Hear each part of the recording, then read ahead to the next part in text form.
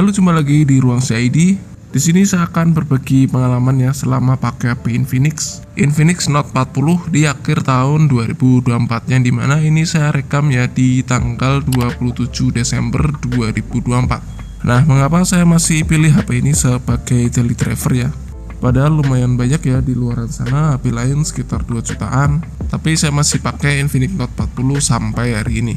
Kurang lebih saya sudah pakai selama 3 bulan ya. Kurang lebih 3 bulan saya pakai, dan di harga 2 jutaan apakah HP ini paling tepat? Terus katanya ada yang bilang Infinix tuh manis di awal. Maksudnya mungkin lag atau lemot ya.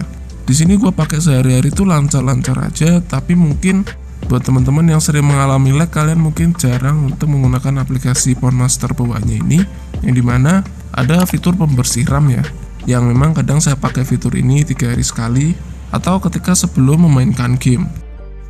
Buat saya sih prosesor Helio G99 Ultimate ini sudah nyaman ya, mau penggunaan sosial media sehari-hari maupun game yang tidak terlalu berat. Terus yang saya suka lagi tuh bezelnya tipis ya teman-teman. Jadi seperti keren aja sih ini untuk bezel samping-sampingnya. Menurut saya ya udah kekinian sih. Lalu untuk digenggam itu juga nyaman, dan untuk bobot HP Infinix Note 40 itu 190 gram ya teman-teman. Saya kira awalnya berat ya, ternyata enggak juga teman-teman. Biasa aja ya, enggak terlalu berat juga enggak terlalu ringan. Dan yang paling penting itu nyaman untuk handlingnya ketika dipegang. Lalu dibuat nonton YouTube atau nonton film, layarnya menurut saya udah cakep ya, karena sudah menggunakan layar AMOLED yang dimana refresh rate layarnya itu 120 Hz juga. Jadi menurut saya udah cakep. Saya tuh suka sama tuningan warna layar dari Infinix Note 40 ini. Warna layarnya itu menurut saya pas aja ya teman-teman, nyaman gitu. Dan biasanya untuk settingan warna yang saya pakai itu kita bisa klik di bagian kayak warna ini. Nah, di sini saya biasanya pakai yang warna asli ya. Saya nggak pakai yang warna terang karena menurut saya terlalu saturasi ya. Jadi aku pakainya yang warna asli. Tapi ini selera juga ya, tergantung kalian pilih yang mana. Terus kalau untuk yang temperatur warna, biasanya aku pakai yang default, ini sudah nyaman. Lalu kalau untuk game seperti Mobile Legends, saya tuh biasanya pakai settingan yang seperti ini tuh udah nyaman-nyaman aja. Meskipun memang bisa grafis ultra, tapi biasanya saya pakai yang sedang aja. Terus untuk mode AD-nya biasanya aku nonaktifin. Yang saya suka dari performa Helio G99 Ultimate ini, selain lumayan kenceng ya di kelas harganya, suhunya menurut saya juga masih bisa terjaga.